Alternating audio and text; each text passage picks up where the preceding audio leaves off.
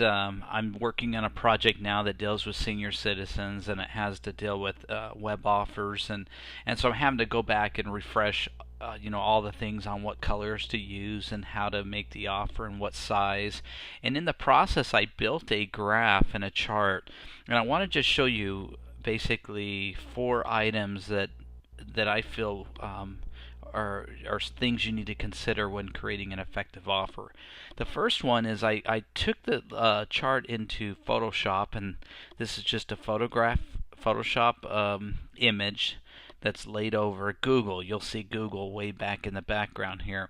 And what I did was, you'll see these pixels going across the top. It has 0, 50, 100, 150, 200, 250, and that shows you the width, and then going down the height of an offer. And then I went in and researched what percentage of the internet has access to that specific dimensions. So if I said, okay, I want to target an offer that 99% of the internet can actually see, I'd have my offer a little bit below 600 width and just right under 350, or just around 350 in height, and I'm basically capturing 99% of the internet. Now, you're not going to probably put a lot of information into that small space, but as you expand out a little bit, you'll see that for to capture 98% of the audience, you're sitting here just under 800 width and just about 400 width. 95, you're jumping down to about a 500 in height and about an 800 in width. And then as you can see this graph, it expands all the way out. So I want to just take a minute and show you that 80% of all internet traffic is captured just here, just over that 1000 pixel mark to 1050, all the way down to between 550 and 600. 70% you can see here, and then it jumps. It makes this huge jump out to 50% when you're getting close to 1250 in width. And chances are that's a lot of the new laptops that are being entered in that comes default with a certain resolution, height, and width. And if you kind of look at it, you have a kind of a landscape look here, don't you? If you look at this orange area, it's very landscape feeling, a lot like the newer laptops and what you see pretty much taking over the internet. Now, I do have a dark shaded area right here. You'll see this area come down here. That's going to be pretty much the area reserved for iPads and mobile devices. And you'll see that Google, even Google behind it, extends beyond that. So a lot of websites have to create two versions of their website, one for mobile and then one for web. And they'll style them a little bit different so that they fit the dimensions of, a typical iPad or mobile device, and they're scalable. So I thought this was kind of a cool chart to lay a website down. What I want to show you though is, I don't know if you can see this very well. I'm going to lighten this up some. I'm going to bring this all the way light, but you're going to see Google behind this, okay? And let me take off the iPad one. So I'm going to lay Google off. Inside Google, when you do a search, this is going to be your, this is all paid advertising. This area that's in yellow here, this is all paid advertising. So as we bring this up, I want to show you where Google's targeting their offer. So you can see that 90% of viewers can capture just the, see these links here, those most important money makers for Google. They make sure that those are positioned so that 99% of the internet, regardless of what device they're on, are able to see that. Now if you go all the way out here, they've got 98% capturing just their paid advertising section, which means that if anything else, 99% of all viewers are going to see the paid ads on Google, not the other ads. They'd have to scroll to see those and so forth. As you expand that out, over here on the right hand side, you have all of the other paid advertisements, and you'll see that they've got this pretty much dialed in that 80% of the internet can capture all of their paid ads on the right and their paid ads on the left. So it's kind of cool when you start laying this graph over top of different websites and see really what audience are targeting, and it starts coming to life, and it's just some neat stuff. This is a PSD file. I'm gonna put a link on it, and with PSDs, I'll pull this over here, but you can layer them in if you've got Photoshop, which means that you can turn layers on or off and make them disappear. So this is my image, and it's laying over top of this image here, which is a screenshot of Google. Now I want to just jump over here real quick, and I want to put in the ad2action website, and you'll see how it's designed to meet 80% of the web traffic. And our main call to action here in landing page platform is targeted to 99%. So worst case scenario, if somebody's running just a tiny mobile device, they can still see what our website's about, and they can still click to read more.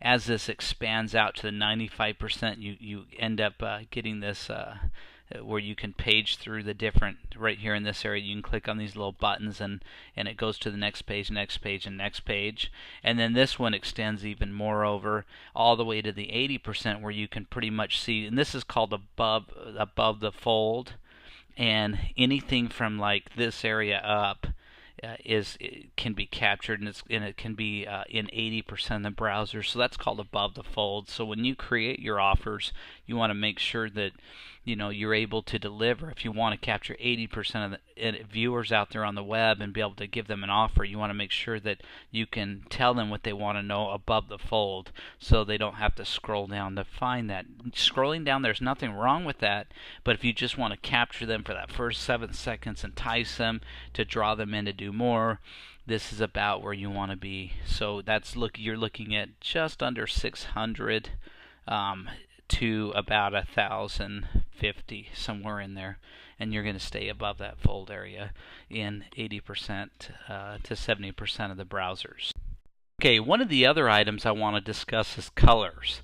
Now, I won't spend a lot of time on this, but there's some fantastic websites out there if you Google it, and they go into the psychology of colors on your offers. And this is a great website here, and there's other ones out there, but this will discuss what colors to use in offers for what reasons. Now, the reason I mention this is people don't always realize what colors to use for their offers. And one of the things that I want to point out is, let's say you're targeting a senior citizen with your landing page offer.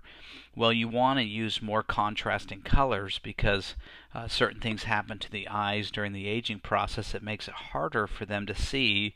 The colors kind of start, think of it kind of like you're looking out and everything is super bright. Well, if you were just to fade that out a little bit, that's what happens to the eyes after age 40.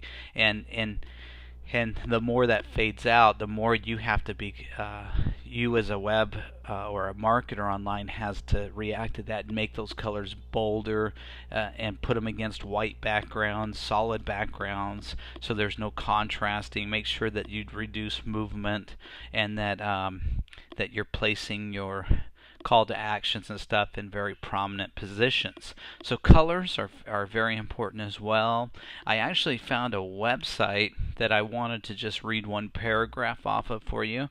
It says, one of the most common physical limitations seniors exhibit is visual impairment. Human eyes begin to falter at about age 40, and even healthy ones are usually impaired by the 60s.